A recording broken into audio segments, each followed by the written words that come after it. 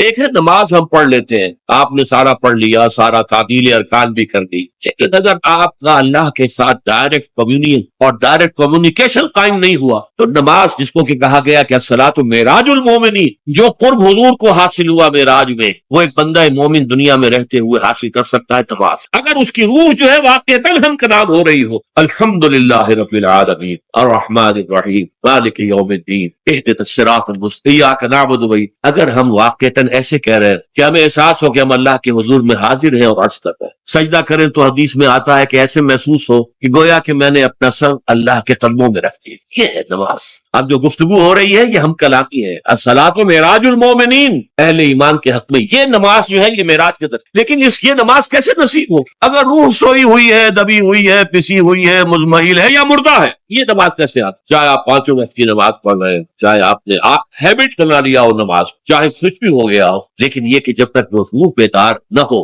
جب تک ہم کلامی نہ ہو، افلاک سے آتا ہے نالوں کا جواب آخر، اٹھتے ہیں حجاب آخر، کرتے ہیں خطاب آخر، جب تک یہ نہ ہو، جیسے کہ میں ایک حدیث قدسی انشاءاللہ آج سناؤں گا سورہ فاتحہ کی ذکر، کہ اللہ تعالیٰ کے سامنے جب کھڑا ہو کر انسان جب کہتا ہے انی وجہت وجہی للذی فطر السماوات والارض حنیفا، دائیں بائیں سے بالکل اپنا تعلق کاٹ کر میں نے اپنا رخ کر لیا ہے اس اللہ کی طرف جس نے آسمان اور زمین پر۔ اب یہ توجہ وجہ تو اگر یہ تو ہے چہرہ تو ہم نے کر دیا خانہ کعبہ کی طرف، اندر سے ہماری روح متوجہ نہیں ہوئی، وہ سوئی پڑی، اسے پتہ ہی کچھ نہیں کہ کیا ہو رہا ہے، تو اس صورت میں وہ کیا ہے؟ ظاہری بات تو پوری ہو گئی، نماز کا ثواب ہو جائے گا، فرض کی ادائیگی کا ثواب مل جائے گا، لیکن وہ اصل نماز کا حاصل ہے۔ یہ ہے وہ بات وَإِذَا سَأَلَكَ عِبَادِي عَنِّي فَإِنِّي قَرِيبٌ، اے نبی جب میرے بندوں کی روحیں بیدار توانا ہو جائے، حیات تازہ سے وہ ہم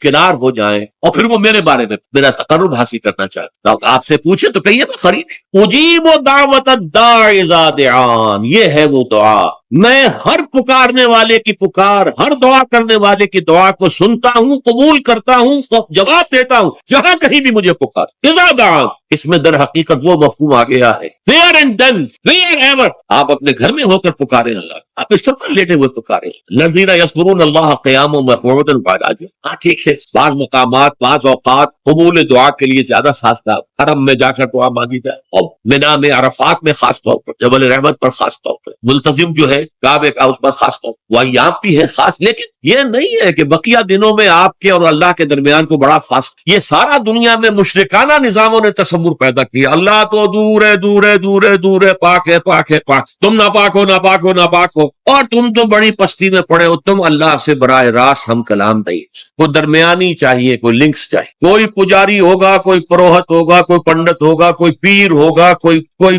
پادری ہوگا، کوئی پوپ ہوگا، اس کے ذریعے سے تم اللہ سے ہم کلام ہو، خود نہیں۔ اور جب ذریعے بیچ میں آ گئے تو ان کی مٹھی گرم کرو، ان کی چاپلوسی کرو، ان کو بھی جو ہے چادریں چڑھاؤ، ان کو نذرانے پیش کرو، یہ ہے بدترین ایکسپلائٹیشن جو مذہب کے ذریعے سے نوع انسانی، یہ 2 ایکسپلائٹیشن دنیا میں ہوئی ہے تاریخ انسانی، ایک بادشاہوں کی طرف سے خراج دو ہمیں، محنت تم کرو گے کھیت میں، آدھا حصہ ہمارے پاس آئے گا، ہم عیش کریں گے، ہم اسٹینڈنگ آرمیز رکھیں گے تاکہ ذرا تم بغاوت کرو تو تمہارا سر کچل دیا جائے، یہ ایکسپلائٹیشن بدترین۔ مانگنے والا گدھا ہے، صدقہ مانگے یا خراج۔ دوسری طرف ہم بادشاہ ہیں، ہم چندر بنسی سورج بنسی خاندان ہیں، ہم راجپوت ہیں، حکومت کرنا ہمارا حق ہے، اور یہ پنڈت پروہت جو ہے وہ بھی کہیں گے کہ ٹھیک ہے نصف لی و نصف لک وہذا قوم جاہلون، یہ عوام جو ہے کا خون جوسو، ہمیں یہ نذرانے پیش کریں، بتوں کو آ کے چڑھاوے چڑھائیں اور تمہیں خراج دیں اور ٹیکس دیں، they are to be exploited۔ اسلام نے آ کر دونوں کا خط، کوئی ملوکیت نہیں، زکوٰۃ ہے تو غربا کے لیے، بادشاہ کے لیے نہیں ہے، یہ تو غربا ہے، لہذا کوئی ٹیکس۔ نمبر 2،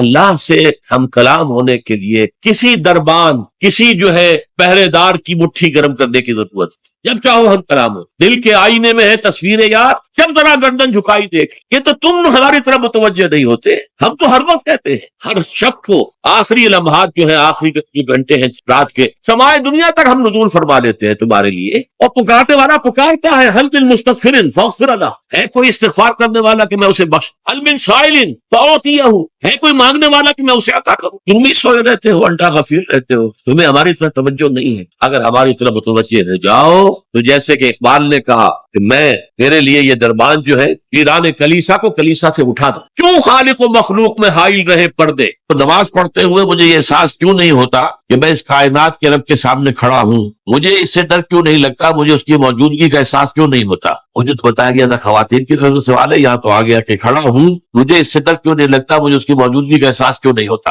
اس کا تعلق ہے یقین کی گہرائی سے۔ اس پر حقیقت ایمان کے ضمن میں میری ایک کتاب بھی موجود ہے، اسے پڑھیے۔ اور میں نے پچھلے دنوں 40 نبوی جو ہے اس کی جو حدیث کا درس میں دے رہا ہوں جمعے کے خطبات کے اندر، اس میں بھی اسلام اور ایمان پر بڑی مفصل بحثیں میں نے کی ہے، اس کے بھی آڈیو ویڈیو موجود ہے۔ ایک ہے ایمان جس کو آپ کہیں گے لپ سروس، زبان سے ہم کہہ رہے ہیں کہ ہم نے اللہ کو مانا، رسول کو مانا، قرآن کو مانا، کتاب کو مانا، نبیوں کو مانا، آخرت کو مانا، روز قیامت کو مانا، جنت کو مانا، دوزخ کو مانا، یہ ہے ایک سطح۔ ابھی آپ کا یقین دل میں قائم نہیں، اس وقت تو ظاہر بات ہے کہ آپ کا قول کچھ اور ہوگا، عمل کچھ اور ہوگا، لیکن یقین تو ہے ہی نہیں، یہ تو صرف قول ہے۔ ذالک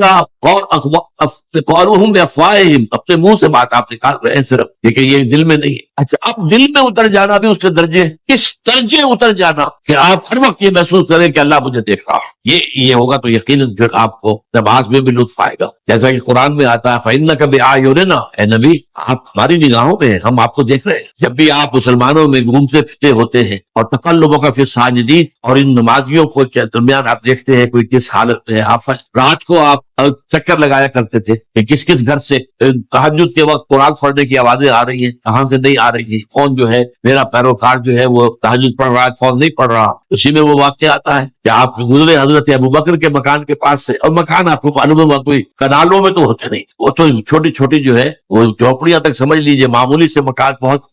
وہ ایک دو کمرے جو ہے کوٹڑیوں کے، کمرہ نہیں کہنا چاہیے مکان، تو ظاہر بات ہے اس کے اندر اگر کوئی شخص قرآن پڑھ رہا ہے تو باہر سے گزرنے والا سنے گا۔ تو حضرت ابوبکر کا آپ نے دیکھا کہ بہت آہستگی سے پڑھ رہے، حضرت عمر کا دیکھا کہ بڑے زور شور سے پڑھ رہے۔ تو اگلے دن صبح فجر کے بعد پوچھا کہ ابوبکر تم یہ اتنا آہستہ کیوں پڑھ رہے تھے؟ انہوں نے کہا میں اس کو سنا رہا تھا جو سنتا ہے، اللہ کو سنانے کے لیے بلند آواز سے پڑھنا تو ضروری نہیں ہے، اللہ تو کتنے ہی ہلکے سے ہلکی بات پہ تو بلکہ صرف کلام نفسی بھی ہو، یہی میں بات کروں وہ بھی اللہ کے پہ آ جائے۔ حضرت عمر سے پوچھا تم کیوں زور سے پڑھ رہے تھے؟ کہ میں شیطان کو بھگانا چاہتا تھا کہ شیطان بھاگ جائے۔ تو آپ کے دونوں ٹھیک ہو، لیکن یہ اے ابوبکر تم ذرا اپنی آواز نیچی کرو، اور اے عمر تم ذرا اپنی آواز پس، یعنی ایک معتدل پس میں آ جانا چاہیے۔ تو یہ معاملہ ہوتا ہے اصل میں ایمان کی گہرائی کا۔ ایمان کی پھر آخری گہرائی وہ ہے کہ ایسا یقین ہو جائے کہ گویا کہ آپ خود اللہ کو دیکھ رہے ہیں۔ یہ جو احسان کی تعریف بیان کی حضور نے حدیث جبرائیل کے اندر، ان تعبد اللہ کانک تراہ فإن لم تکن تراہ فإنہ یراک، اس حالت میں اللہ کی بندگی کرنا، اللہ کے لیے بھاگ دوڑ کرنا، ان تعمل للہ